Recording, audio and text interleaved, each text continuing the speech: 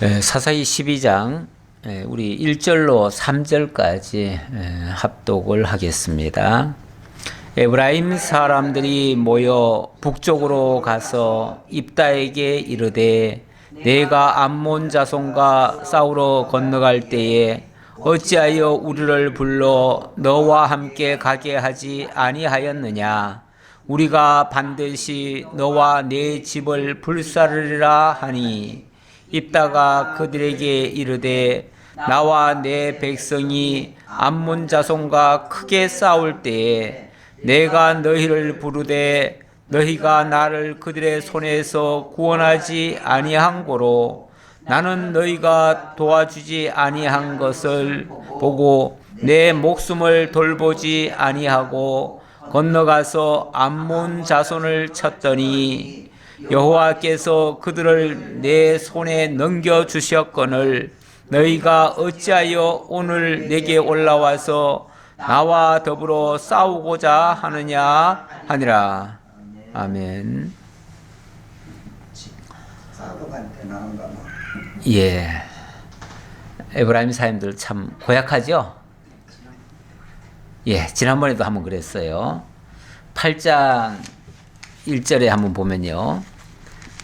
그때는 기드온이 놀라운 그 전쟁의 승리를 거두었죠. 300용사를 데리고 미디안 13만 5천을 무찌르는 이런 놀라운 전과를 올렸는데 12만 5천인가요? 13만 5천인가? 예, 그렇게 전과를 올렸는데 그때 뒤늦게 에브라임 사람들이 다가와서 하는 소리가 8장 1절에 보면 기드온에게 이르되 내가 미디안과 싸우러 갈 때 우리를 부르지 아니하였으니 우리를 이같이 대접함은 어찌됨이냐 하고 그와 크게 다투는지라. 이게 가만히 보니까 이게 상습범이야. 상습범인데 좋은 일에 왜 안 불렀냐 이거잖아요. 그렇죠? 예, 전쟁 승리하는데 거기 왜 안 불렀느냐. 예, 그런데 그때 안 불렀습니까? 안 부를 리가 없지요. 일단 나팔을 불었지요. 나팔을 분다는 거는 다 참여하라는 거예요. 근데 나팔 불 때는 못 들은 척하고 딴전 피우고 있다가 그리고 전쟁이 막바지에 끝나갈 때쯤 이제 다 승리 거두고 그럴 때쯤 되니까 왜 우리를 안 불렀냐고 난리치는 거예요. 예. 물론 기드온은 워낙 정말 심성도 좋고 그러니까 이렇게 말하는 이 에브라임 사람들을 탓하지 않았어요. 탓하지 않고 그때는 굉장히 좋게 말을 했어요. 뭐라고 그러냐면 2절에 보니까 기드온이 그들에게 이르되 내가 이제 행한 일이 너희가 한 것에 비교되겠느냐. 에브라임의 끝물 포도가 아비에셀의 만물 포도보다 낫지 아니하냐. 너희가 이제 마지막에 왔으니까 너희는 끝물 포도와 같은데 끝물 포도가 만물 포도보다 훨씬 더 좋다 그 말이죠. 훨씬 더 좋다. 다시 말하면 우리가 한 일보다 너희들이 한 일이 훨씬 더 중요한 일이고 아주 좋은 일이다. 더 많이 했다. 더 중요한 일을 했다. 왜냐하면 오랫과 스웹을 너희 손에 넘겨주셨으니 그러니까 적장을 너희 손에 맡겨줬으니까 적장을 무찌르면은 우리가 병사를 예를 들어서 뭐 12만 명을 무찔렀다 할지라도 그 적장을 못 이기면은 못 이긴 거잖아요. 그런데 너희들이 그 적장을 물리칠 수 있도록 기회가 주어졌으니까 그러면은 너희들이 한 일이 훨씬 더 많지 않느냐, 더 중요한 일을 하지 않았느냐. 그러면서 어찌 보면 달래준 거예요. 좋게 말해가지고 이렇게 해가지고 그때는 잘 넘어갔는데 그런 짓을 입다한테 와서 또 그러네요. 물론 세월은 좀 지났고 한참 이제 지난 다음이라 뭐 그때 사람은 아니에요. 그때 사람은 아닌데 사람이요. 그런 습성을 가지고 있는 사람들 또는 그 민족성은요. 이게 잘 안 바뀌어요. 잘 안 바뀌어서 나중에도 그런 모습이 또 나타납니다. 이번에는 입다 시절에 바로 이런 일이 발생했어요. 입다 지난번에 어떤 사람이었죠? 작은 마누라. 작은 마누라 정도가 아니라 아예 기생의 아들이에요. 기생의 아들. 쫓겨났지. 그렇죠. 기생의 아들이라서 그 집안에 드릴 수가 없어요. 원래 이스라엘이나 이 중동에는 원래 그 아내를 지금도 보면은 합법적으로 4명까지는 얻습니다. 얻는데 상속이었구만. 예? 상속. 아니 일단 4명까지는 얻어요. 그런데 정시 그 4명까지는 그 정실이 되는 거예요. 정부인이 되는 거예요. 정부인인데 기생이 낳은 아들이라면은 이거는 정부인이 낳은 게 아니에요. 그야말로 그냥 이건 바람 피웠다? 뭐 그런 차원보다도 이거는 없는 사람이나 마찬가지예요. 없는 사람이나. 이 기생은 그냥 유흥의 목적에 사용된 사람이거든요. 그런 상태에서 낳은 자식이다 보니까 제대로 자식 취급을 못 받아요. 그러니까 쫓겨나고, 사람들이 인정도 안 해줬어요. 사람 취급도 안 했어요.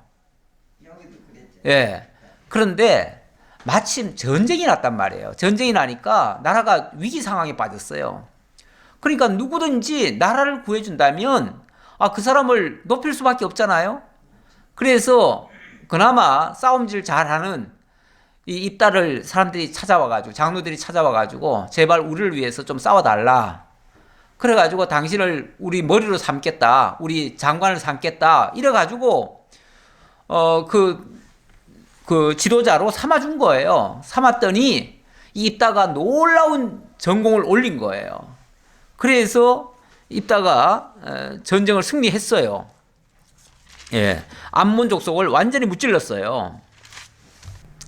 그런데 이제 전쟁이 이제 승리를 거두게 되니까 조금 있으면 이제 굉장히 백성들로부터 추앙을 받겠죠. 전쟁의 승리자가 됐으니까.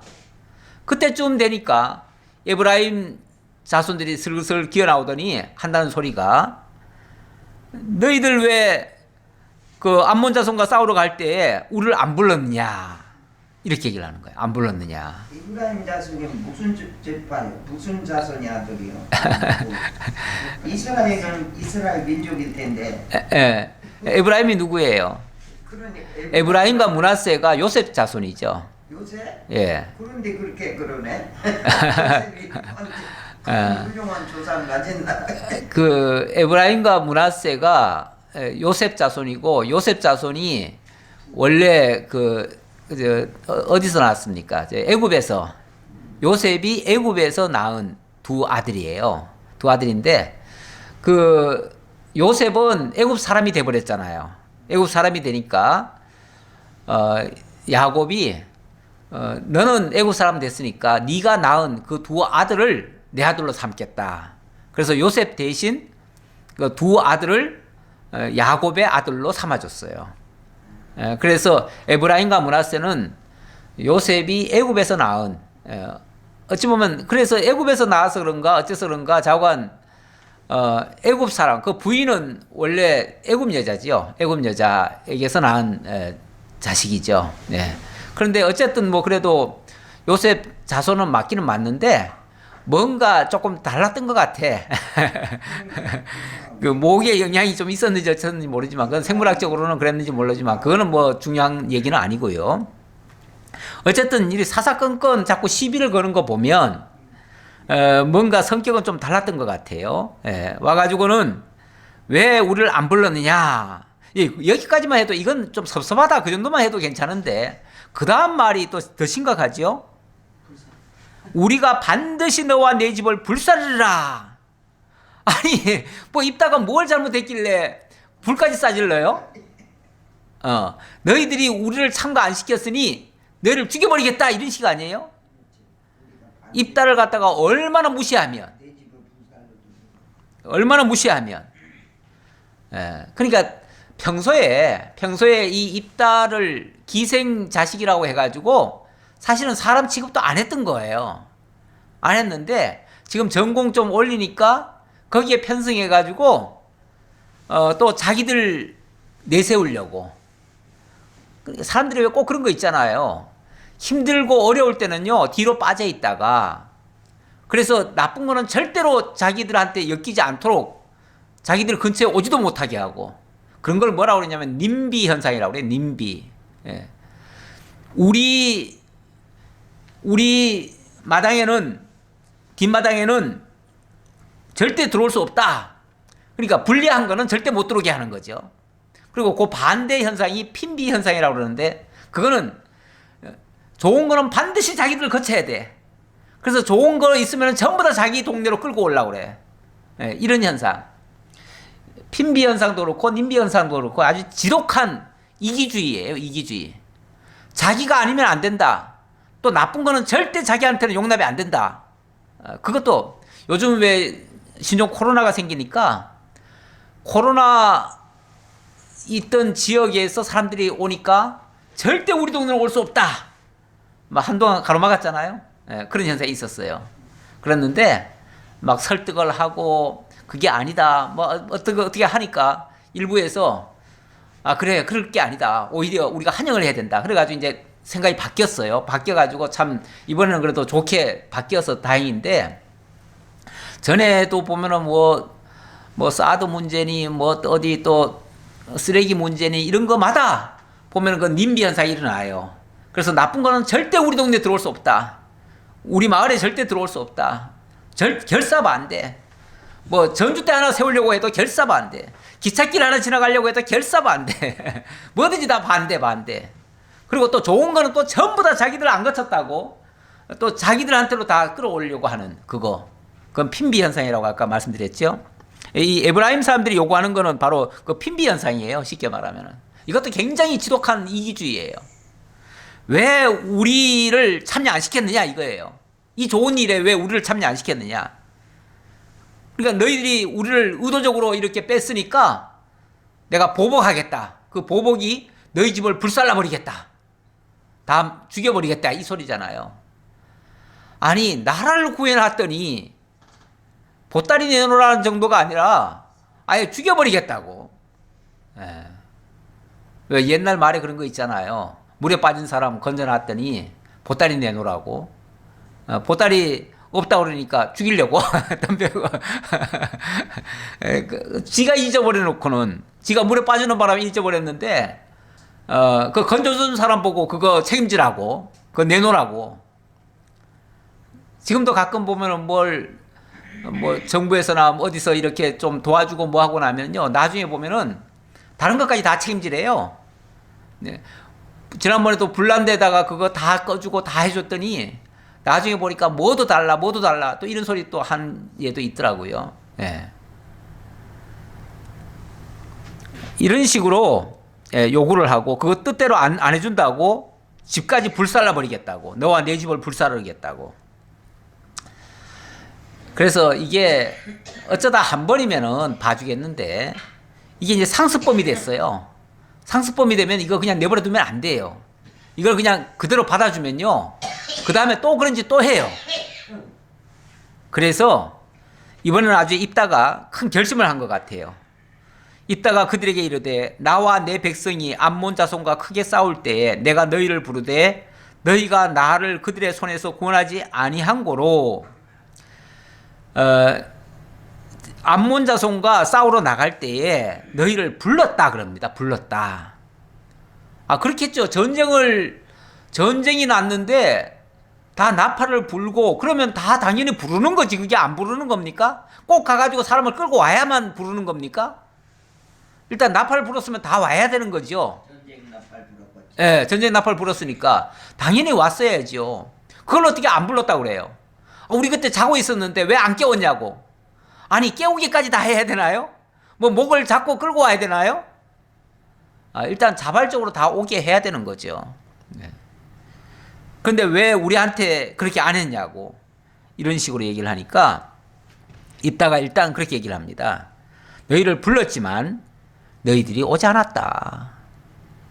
그래서 나는 너희가 도와주지 아니하는 것을 보고 내 목숨을 돌보지 아니하고 건너가서 암몬 자손을 쳤더니 여호와께서 그들을 내 손에 넘겨주셨거늘 너희가 어찌하여 오늘 내게 올라와서 나와 더불어 싸우고자 하느냐 하니라.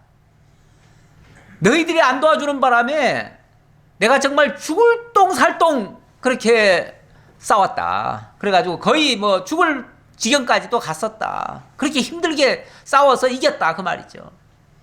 그냥 쉽게 이긴 게 아니에요. 우리가 성경이 너무 간단하게 쉽게 이긴 것처럼 돼 있지만 전쟁이라고 하는 거는요. 그렇게 쉽게만 이길 수 있는 게 아니에요. 예. 그리고 무엇보다도 입다도 엄청난 희생을 치렀잖아요. 무슨 희생 치렀죠? 딸 죽었다. 그렇죠. 예. 물론 그거는 전쟁 이후에 일어난 일이긴 하지만 하나님께서 값없이 승리를 거두게 하신 게 아니에요. 가장 귀한 정말 무남동료, 어쩌면 자기를 다 죽음에 내놓은 거나 똑같아요. 원래 부모가 자식 죽으면요 차라리 자기가 죽는 게 더 낫다고 그래요. 그렇죠? 예. 그 자식이 죽었다고 생각하는 게 아니라 저 자식을 잃은 내가 살아서 뭐하냐 이런 생각을 해요. 그러면 내가 죽었다고 생각하는 거예요. 그러니까 이 전쟁을 통해서 자기가 이미 죽은 거나 마찬가지예요. 예, 죽은 상태에서 이 죽음을 무릅쓰고 결국은 전쟁을 이겨낸 거예요. 그런데 지금 이렇게 반응이 나오니까 이거 용납할 수가 없는 거죠. 물론 뭐 인간적으로도 입다가 굉장히 마음이 힘들었을 거예요. 아마 딸을 잃고 힘들었을 텐데 뭐 꼭 그것 때문이라기보다는 이번 사건은 어찌 보면 하나님께서 이들을 징계하신 거죠. 일단은 입다는 이제 그들의 잘못을 책망을 한 거고요. 책망을 했고 하나님께서는 그들을 이제 징계하시기로 작정하신 거죠. 근데 여기서 저들이 그 정도에서 아마 그쳤으면은 더 이상의 화는 없었을 거예요. 그런데 계속해서 아마 시비를 그치지 않았던 것 같아요. 그러니까 입다가 어디까지 나가냐면 4절 입다가 길르앗 사람을 다 모으고 에브라임과 싸웠으며 길르앗 사람들이 에브라임을 쳐서 무찔렀으니 이는 에브라임의 말이 너희 길르앗 사람은 본래 에브라임에서 도망한 자로서 에브라임과 므낫세 중에 있다 하였습니다. 이 길르앗, 그러니까 아마 이 길르앗 사람들은 이 입다가 지금 살고 있는 그 지역 사람들이에요. 그 지역 사람들인데 왜 전에 왜 그 기생 아들이라고 해가지고 므낫세 중에 원래 살았었는데 거기서 쫓겨났잖아요. 그렇죠? 쫓겨났어요. 쫓겨나가지고 길르앗 땅에 가서 살았었는데 지금 입다가 전쟁에 나가니까 아무래도 그 길르앗 사람들은 적극적으로 입다를 도와서 함께 전쟁에 참여했던 것 같아요. 그런데 지금 시비를 거니까 아마 입다가 용서해 주려고 해도 아마 그 길르앗 사람들이 가만 안 있을걸요. 그렇죠? 예. 길르앗 사람들이 뭐 예, 원래 지도자들이 좀 용납을 하고 뭘 하려고 해도요. 아랫사람들도 정말 이거는 아니다 싶으면은요. 도저히 용서할 수가 없어요. 예. 그래서 길르앗 사람들이 그들을 무찔렀다. 그렇게 얘기를 합니다. 그리고 또 그들이 아주 고약한 말을 하잖아요. 너희는 본래 에브라임에서 도망한 자로서 에브라임과 므낫세 중에 있다 하였습니다. 에브라임과 므낫세 그 사이에 아마 길르앗이라고 하는 그 동네가 있었던 것 같아요. 그러니까 쉽게 말하면은 원래는 에브라임 사람인데 에브라임에서 도망간 사람이다. 아니 도망을 갔습니까? 있다가 쫓겨났지요. 그들이 하도 싫어하고 미워하고 너희들과 같이 못 살겠다 하니까 반강제적으로 쫓아낸 거죠. 그러니까 도저히 못 살아가지고 살겠다고 간 곳이 길르앗이란 말이에요. 그러니까 어찌 보면 피해자로서 지금 거기 가 있는 거지. 아니 도망을 갔다고요? 이거는 뭐라고 할까요? 정반대로 그렇게 사람을 갖다가 자기네들이 쫓아내놓고는 이제 와서는 다 뒤집어 씌우는 거죠. 적반하장이죠. 적반하장. 예. 이렇게까지 얘기를 하니까 견딜 수가 없는 거예요. 사람들이요. 개인적으로 나 자신을 만약에 너 나쁜 놈이야 하고서 욕을 하면요. 그거는 어떻게 해서든지 자기가 모욕을 그냥 당하고 참고 그냥 견뎌내요.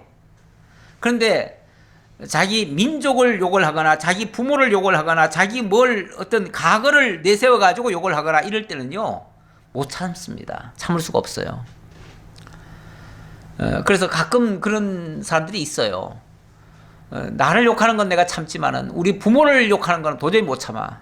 그래서 부부 간에도 간혹 보면은 이렇게 굉장히 심각하게 싸우고 결국은 헤어지기까지 하고 하는 경우가 있는데, 그럴 때가 자기들끼리 잘못한 거 가지고 치고받고 할 때는 괜찮아요. 싸우고 나면 나중에 다 풀 수가 있어요. 근데 만약에 그 집안을 들먹이고 그 부모를 욕을 하고 네 뭐 아버지가 이렇게 가르쳤느냐, 뭐 어머니가 이렇게 가르쳤느냐 하면서 그냥 그 부모까지 욕을 하면요, 그리고 그 가문까지 들먹여 가면요, 그때는 용납이 안 돼요. 용서할 수가 없어요. 그래서 도저히 못 살겠다 하고서 끝장을 내는 그런 경우도 있어요. 지금 입다로서는 어찌 보면 자기의 과거가, 물론 이제 와서 그걸 꼭 부끄러워서 그 말을 하는 건 아닌데, 무시하고 정말 기생의 아들이라는 걸 갖다가 내세워가지고 내쫓아놓고는 도망갔다고 이렇게까지 뒤집어 씌우고 적반하장으로 이렇게 나오는 이 모습 견딜 수가 없는 거예요.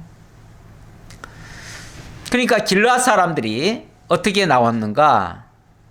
5절, 길르앗 사람이 에브라임 사람보다 앞서 요단강 나루턱을 장악하고 에브라임 사람의 도망하는 자가 말하기를 청하건대 나를 건너가게 하라 하면 길르앗 사람이 그에게 묻기를 내가 에브라임 사람이냐 하여 그가 만일 아니라 하면 그에게 이르기를 십볼렛이라 발음하라 하여 에브라임 사람이 그렇게 바로 말하지 못하고 십볼렛이라 발음하면 길르앗 사람이 곧 그를 잡아서 요단강 나루턱에서 죽였더라. 그때 에브라임 사람의 죽은 자가 42,000명이었더라. 아이고, 완전히 그냥 요절 났지요, 뭐. 예, 에브라임 지파가 완전히 요절이 났습니다. 군대가 많이도 참여했네요. 그러니까 처음부터 참여한 건 아니고 뒤늦게 참여를 많이 한 거예요. 뒤늦게. 그러니까 이긴 다음에 왔고. 이긴 다음에 와가지고 그 전공을 자기들이 가지려고. 옛날에 그 소련이 한국 전쟁에 참여를 했죠. 참여를 했는데 처음부터 참여한 건 아니죠. 유엔군이 와가지고 다 승리를 했지요. 하고 나니까 뒤늦게 러시아가 와가지고는 그때는 이제 휴전을 할 때인데, 휴전할 때 러시아가 참전해가지고 땅을 나누고 미국과 소련이 신탁 통치를 한다. 이런 식으로 뒤늦게 참전한 나라가 그 권리 행사는 다 했죠. 권리 행사는. 그래가지고 북한 지역을 러시아가 신탁 통치하고 남한은 미국이 신탁 통치하도록 이렇게 조약을 맺었잖아요. 예. 그래가지고 우리나라가 결국은 이 분단 국가가 되고 말았는데, 사실은 그게 일제시대 때부터 내려온 것 때문인데, 만약에 분단을 시키려면은 그 원흉이 일본이니까 일본을 반을 쪼개야 돼요. 일본을 반을 쪼개가지고 뭐 절반은 미국이 다스리고 절반은 뭐 러시아가 다스리든지 이런 식으로 했어야 되는데, 괜히 한국을 갖다가 그렇게 쪼개놔가지고, 예. 밤마던 게 한국이었나 봐, 옛날에. 예. 잠깐 뭐 그런 과거 얘기를 다 할 건 아니고요.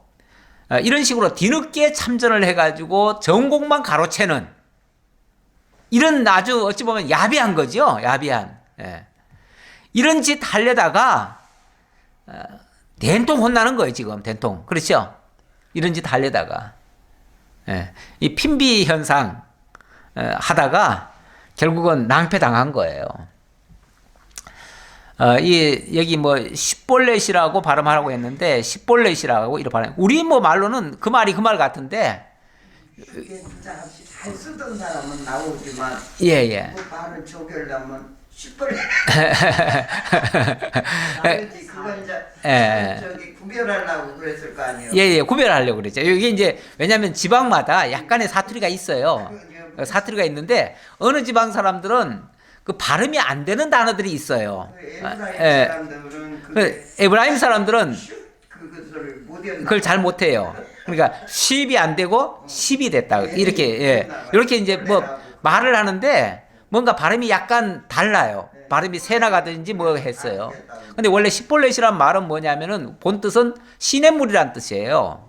그런데 이제 말을 거는 거죠, 일부러. 야, 이 시냇물 왜 건너려고 하느냐? 너 이 시냇물 왜 건너려고 해? 이러면서 이제 십볼렛이라고 말을 하도록 유도를 한 거죠. 유도를 하니까 그 사람들이 자연스럽게 자기 쓰던 말대로 할 거 아니에요? 그러니까 딱 그게 걸리는 거예요. 그 사투리가 딱 나오는 거예요. 예. 에브라임은 십발이라. 예. 그랬나 봐. 예, 그래가지고 아, 너는 에브라임이구나. 안 그러면은 자기가 벌써 에브라임을 지금 잡으려고 하니까 에브라임 아닌 척 하려고 했잖아요. 아닌 척 해도 이 사투리는 쉽게 못 고쳐요. 예, 잘 안 나와요. 옛날에 그 우리 학교 선생님이 맨날 살 그래요. 처음에는 무슨 소리를 하는지 몰랐어. 근데 나중에 가만히 들으니까 그게 쌀을 얘기하는 거예요. 예, 쌀을 얘기하는데 이 쌀 발음이 안 돼요. 쌀 발음이 안 돼가지고 살 그래요. 그래서 어떤 지역에서는 이게 발음이 안 되는 게 있어요. 예. 일본 사람들도 우리나라의 발음이 절대 안 되는 게 몇 가지가 있어요. 그래가지고 일본 사람들은 우리나라에 아무리 오래 살아도 우리나라 발음을 못하는 게 있어요. 몇 가지가. 예, 그런 것처럼 이 사람들도 그렇게 하는 거죠. 예, 그래가지고 벌써 발음 딱 보면 아, 너는 어느 출신이구나 알지요. 왜냐하면 그 지역에서만 사람들이 사니까 완전히 굳어 있죠. 이렇게 해서 하나님이 그 에브라임의 그 망령된 행동들 지난번에는 어떻게 용케 봐줬어요. 넘어갔는데 한 번은 용서해줬지만은 두 번, 세 번 계속 그 똑같은 짓을 또 하니까 하나님이 이번에는 아주 혼내준 거죠. 예. 그래서 징계하셨다 정도 보시고요. 7절 보겠습니다. 입다가 이스라엘의 사사가 된 지 6년이라 길앗 사람 입다가 죽음에 길앗에 있는 그의 성읍에 장사되었더라. 이렇게 해서 입다의 역할은 다 끝이 났어요. 입다는 어쨌든 암몬 자손으로부터 공경에 처했던 이스라엘 민족을 구원하는 일, 그리고 정말 질서를 어기고 그 핀비 현상처럼 자기들을 이기주의로 나가던 그런 사람들을 징계한 일, 이런 걸 통해서 나라를 안정적으로 이끌었던 아주 훌륭한 사사의 모습이 나옵니다. 자, 그런데 그 뒤를 이어 베들레헴의 입산이 이스라엘의 사사가 되었더라. 그가 아들 30명과 딸 30명을 두었더니 그가 딸들을 밖으로 시집 보냈고 아들들을 위해서는 밖에서 여자 30명을 데려왔더라. 그가 이스라엘의 사사가 된 지 7년이라. 입산이 죽음에 베들레헴에 장사되었더라. 입산 얘기입니다. 자, 말은 사사라고 하긴 하는데 원래 사사라면은 어떻게 세워져야 맞지요? 원래 사사라고 하면 스스로 일어나는 게 아니에요. 그렇죠? 하나님이 세우는데 언제 하나님이 세우냐면 좋은 때 세우는 게 아닙니다. 어려운 시절에. 그것도 막 백성들이 하나님 앞에 우리가 너무 어렵습니다. 하나님 구원해 주세요. 구원해 주세요 하면은 구원자로 보내는 거예요. 그러니까 사사는 다른 말로 하면 구원자예요. 그러니까 당연히 어려울 때 등장하는 사람이죠. 그런데 자, 앞에서 입다가 그 어려운 일을 다 마쳤어요. 그리고 이제 다시는 적들이 쳐들어오지 못하게 딱 막아놓고, 그리고 입다는 자기 역할을 끝냈어요. 자, 그러니까 지금은 나라가 위기 상황입니까? 아닙니까? 위기 상황 아니에요. 위기 상황 아니니까 지금은 사사가 필요할 때예요? 안 필요할 때예요? 필요할 때가 아니에요. 그러니까 이 사사는 뭐 구원하였더라 뭐 이런 말도 없잖아요. 그렇죠? 그런데 뭐 때문에 사사가 연이어서 나와야 돼요? 나올 이유가 없잖아요. 그러니까 마치 왕이 죽으면은 다른 사람이 왕을 대신하듯이 무슨 왕처럼 이렇게 사사로 어찌 보면 자기들 마음대로 세운 거예요. 세웠어요. 근데 뭐 사사해도 그렇게 오래 한 것도 아니에요. 7년 했어요. 7년 하고 죽었는데 그때까지 아들 30명과 딸 30명이 있었대요. 아니 아들 30, 딸 30 낳으려면은 아내가 몇 명이 되겠어요? 아마 아내도 꽤 많았을 테고 보나마나 자식도 처자식이 엄청나게 많았어요. 근데 사사가 돼가지고 기껏 한 건 뭐예요? 아들 새끼들 먹여서. 그렇죠. 자기 자식들 시집장가 잘 보낸 것밖에는 더 이상 한 게 없어요. 그것도 아들은 전부 다 저 바깥으로 장가 보내고, 밖에서 여자들 데려와 가지고 장가 보내고, 딸들은 저 바깥으로 또 다 시집 보냈대요. 다시 말하면 다른 지역 사람들과 다른 나라 사람들과 통혼을 했다는 거예요. 이런 거는 원래 할 일입니까? 잘못하는 겁니까? 이게 잘못하는 거예요. 잘못한 거고. 그럼 왜 이 사람은 이렇게 했을까? 옛날에는요, 이 정략적인 결혼이라는 게 많았어요. 특히 이거는 권세가들의 집안에는 이런 일들이 참 많아요. 그러니까 힘 있고 권력 있고 능력 있는 사람들, 이런 사람들은 저 밖에 있는 사람들, 이 옆에 있는 사람들은 눈에 차지도 않아. 쉽게 말하면 옆에 있는 사람은 눈에 안 찬다니까요. 자기 동족들도 눈에 안 차요. 그러니까 저 이웃 나라에 뭐 왕자급 되는 사람들, 이런 사람들과 더불어 쉽게 말하면 통혼을 하는 거예요. 그렇게 하면 일단 세상적으로 말하면 이웃 나라들과 서로 전부 다 정략적 결혼을 했으니까 다 사돈 관계가 되죠. 사돈 관계가 되면 일단은 뭐 아마 평화는 얻을 수 있을 거예요. 서로 싸우지 않겠죠. 사돈이 됐으니까. 그래서 평화는 얻을 수 있을지 모르지만 하나님 입장에서 보면 그게 정당합니까? 정당치 않아요. 그건 정말로 하나님이 싫어하는 일, 미워하는 일을 골라서 하는 거예요. 그리고 이미 이 사람은 사사가 된 다음에 이런 거 이렇게 누렸다는 차원보다는 오히려 미리 그렇게 기득권자예요. 기득권자. 미리 벌써 장가도 많이 갔고 자식도 많이 낳아가지고 십장가 보낼 정도로 그렇게 다 키워놓은 사람인데 사사가 된 다음에는 그걸 이용해가지고 더 누렸을 뿐이에요. 그래가지고 기껏 잘해먹고 죽었어요. 잘해먹고. 예, 그렇죠? 그 얘기예요. 뭐 잘했다는 얘기가 아니에요. 그냥 잘 먹고 잘 살았더라. 자기 가족만 위해서. 그 얘기예요. 그리고 그 뒤를 이어 스불론 사람 엘론이 이스라엘의 사사가 되어 10년 동안 이스라엘 다스렸더라. 스불론 사람 엘론이 죽음에 스불론 땅 아얄론에 장사되었더라. 마찬가지예요. 스불론 사람 엘론 역시 뭐 사사가 돼서 특별히 뭘 한 건 없어요. 한 건 없고, 그런데 마치 무슨 대를 이어서 하듯이, 물론 지파는 다 다릅니다. 다 다르지만은 어쨌든 돌아가면서 했는지 무슨 계약을 세웠는지 자기네들끼리, 야 이번에는 누가 해라, 이번에는 이 지파에서 해라, 이렇게 했는지는 모르겠지만 어쨌든 이거는 하나님이 세웠다고 보기에는, 물론 궁극적으로는 하나님이 안 하신 일이 없으니까 다 하나님이 하셨다고 할 수 있는데, 가정적으로는 이거는 사람들의 욕심에 따라서 마치 이렇게 해야 되는 것처럼 생각하고 했던 거예요. 믿음으로 한 일은 아닌 것 같아요. 그렇죠? 그래서 자랑할 만한 게 하나도 없어요. 내세울 것도 하나도 없어요. 이런 거는 어떻게 보면은 성경적 가치도 없을 수도 있어요. 그런데 그래도 이걸 기록해 놨으니까 우리는 여기서도 교훈은 받아야지요. 다시 말하면 하나님이 세우지 아니하면 다 헛거다. 의미 없다. 자, 그런 거를 우리는 어찌 보면 교훈으로 받을 수 있어요. 자, 그 뒤를 이어 비라돈 사람 힐렛의 아들 압돈이 이스라엘의 사사가 되었더라. 그에게 아들 40명과 손자 30명이 있어 어린 낙이 70마리를 탔더라. 이 뭐, 그러니까 인간이 세운 사람들은 다 이래요. 지금 우리나라도 이제 조금 있으면 이제 선거할 건데, 선거철 되면은 막 저마다 나라를 세우고 또 뭐 나라를 구하겠다고 큰 소리를 치고 그래요. 나라 구하겠다 그러면서 지도자 자리에 올라가 놓고는 나중에 뽑아주면은 나라를 위해서 하는 일은 별로 그렇게 찾지를 못하겠어요. 나라가 위기에 처했는데도 자기네들끼리 싸우기 바빠. 자기네들 이득 위해서만 싸워. 예.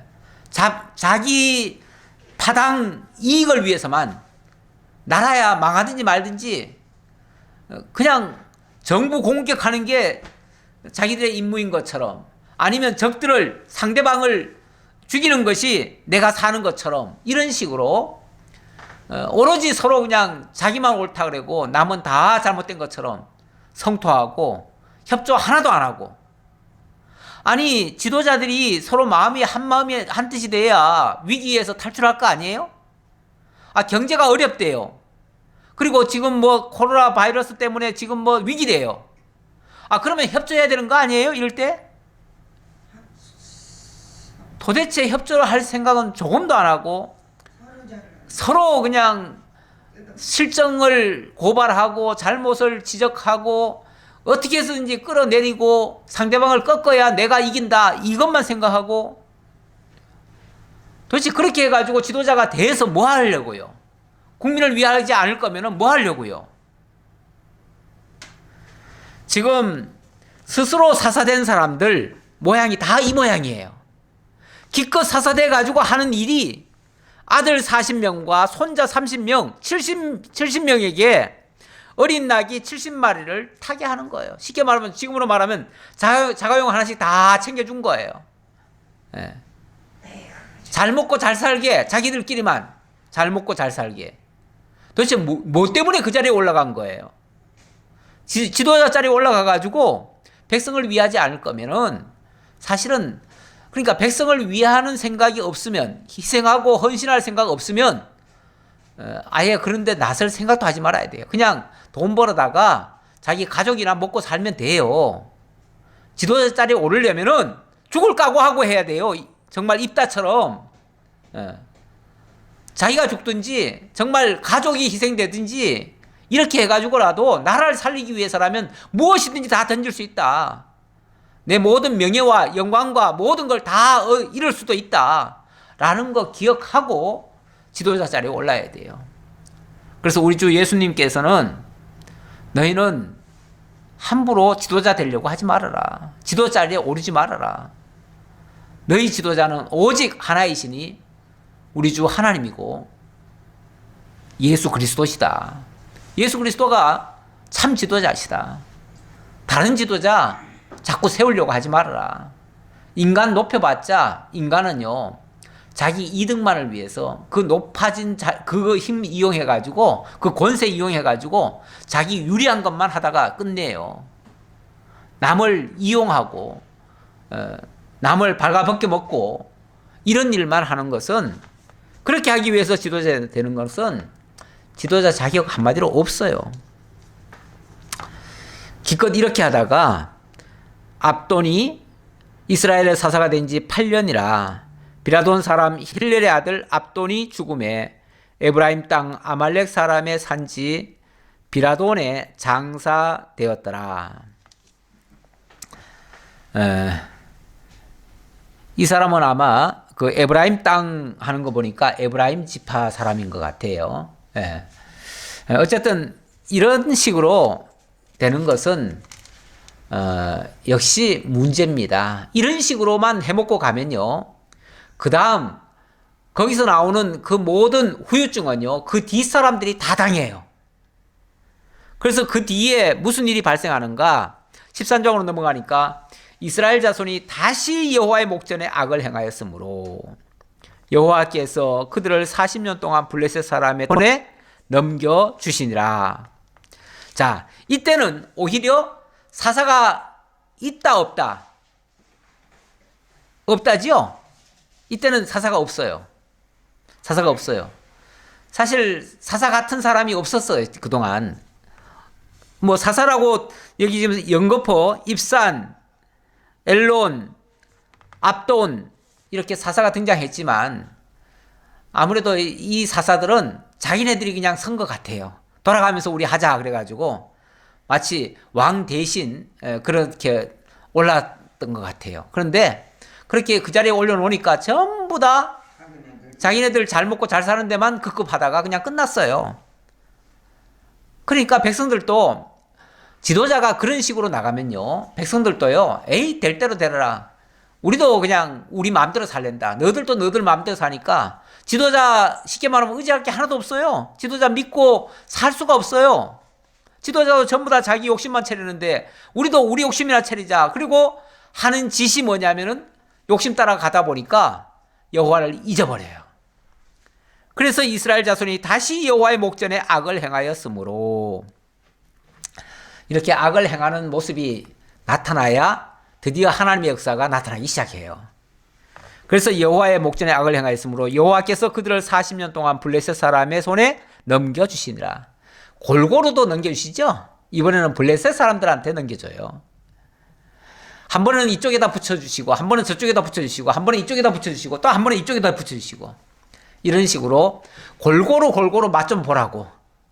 대적들이 얼마나 너희들을 괴롭히고 힘들게 하는지 그 맛 좀 보라고. 왜요? 그런 맛을 봐야, 아이쿠, 하나님의 통치받을 때가 최고였는데, 이걸 깨닫죠. 사람이 좋을 때는요, 자기 좋을 때는 하나님 안 찾아요. 하나님 찾을 일이 없어요, 별로. 그런데 어렵고 힘들고 고통에 빠지면은요, 그때는 아이쿠 하나님 그래요. 그때는 자동으로 나와요. 아이쿠 하나님 찾아요. 소라 땅에 단지파의 가족 중에 마노아라 이름하는 자가 있더라. 그의 아내가 임신하지 못함으로 출산하지 못하더니 여호와의 사자가 그 여인에게 나타나서 그에게 이르시되, 보라, 내가 본래 임신하지 못함으로 출산하지 못하였으나 이제 임신하여 아들을 낳으리니 그러므로 너는 삼가 포도주와 독주를 마시지 말며 어떠한 부정한 것도 먹지 말지니라. 자, 이제 계속 그냥 사사가 다이렉트로 바로바로 나왔다가 이번에는 사사가 한동안 없는 상태예요. 없는 상태에서 이스라엘 민족이 블레셋에 쉽게 말하면 팔려갔어요. 팔려가가지고 블레셋에 의해서 굉장히 고통을 받고 있어요. 고통이 막 극심하게 되니까 이스라엘 백성들이 막 하소연을 하는 거예요. 하나님, 우리를 구원해 주세요. 그때 이제 하나님을 좀 찾아오는 거죠. 나중에 보면요, 이 블레셋이 얼마나 힘들게 했는지 이스라엘 민족 중에는 대장장이 하나도 없게 했대요. 이스라엘이 만약에 저항할 수 있는 것을 일체 못 갖게 하려고, 그래서 칼을 하나 베리려고 해도, 낫을 하나 베리려고 해도 블레셋까지 가서 베려 와야 된대요. 낫을 갈아가지고 와야 된다, 그 소리죠. 자, 그렇게 했는데 이런 위기 때가 하나님이 일하실 또 기회예요. 그러니까 세상적으로 어려운 일, 위기 상황 만나면요, 절망할 게 아니라 이제 하나님의 역사가 있을 수 있겠다라고 하는 기대감을 가져야 돼요. 하나님을 믿는 사람이라면 하나님의 놀라운 역사가 있을 수 있겠다. 좀 기다려보자. 그래서 좀 참고 기다리다 보면 하나님의 놀라운 능력을 맛볼 수 있어요.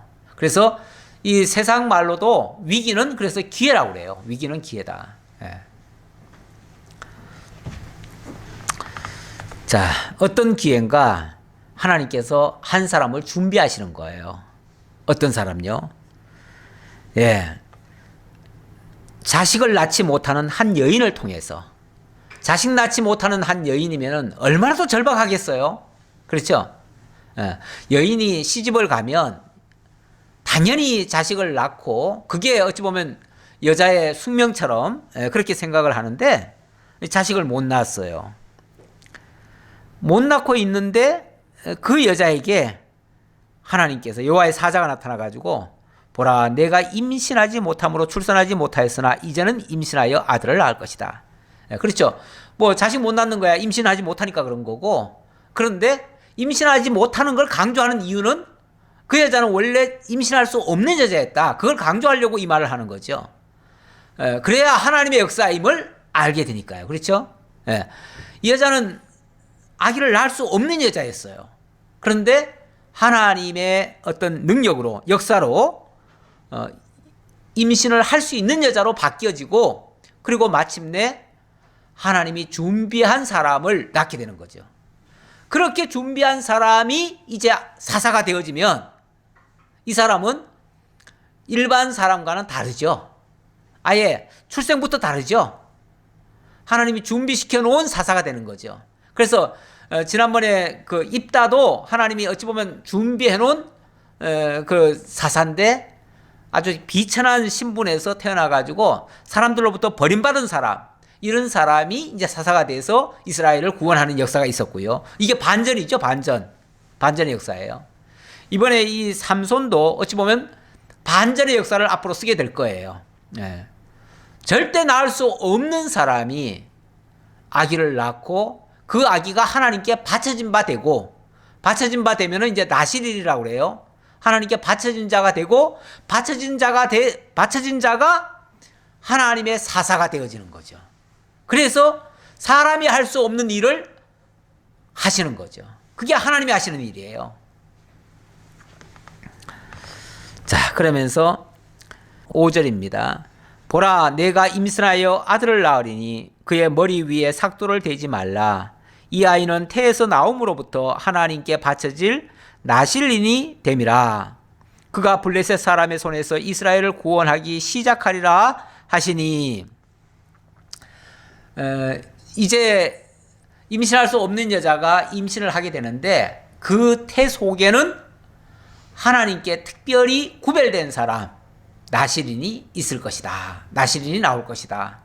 이 사람은 아예 태에서 나옴으로부터 하나님께 바쳐진 나실인이 되리라. 이미 바쳐진 나실인. 나중에 뭐 사람이 어떤 절차를 밟아서 바쳐지는 게 아니라 아예 처음부터 하나님께 바쳐진 자. 그러니까 처음부터 완전히 구별된 자죠. 그런 사람이 태어날 것이다. 그런 사람이 이스라엘을 블레셋에게서로부터 구원해 줄 것이다. 그 말이죠. 이에 그 여인이 가서 그의 남편에게 말하여 이르되 하나님의 사람이 내게 오셨는데 그의 모습이 하나님의 사자의 모양 같아서 용모 같아서 심히 두려움으로 어디서부터 왔는지를 내가 묻지 못하였고 그도 자기 이름을 내게 이르지 아니하였으며 그가 내게 이르기를 보라 내가 임신하여 아들을 낳으리니 이제 포도주와 독주를 마시지 말며 어떤 부정한 것도 먹지 말라. 이 아이는 태에서부터 그가 죽는 날까지 하나님께 바쳐진 나실인이 됨이라 하더이다 하니라. 하더이다 하니라 하는 말은 이거는 이제 자기 말이 아니라 천사가 전해준 말을 그대로 전해주는 말이죠. 전해주는 말인데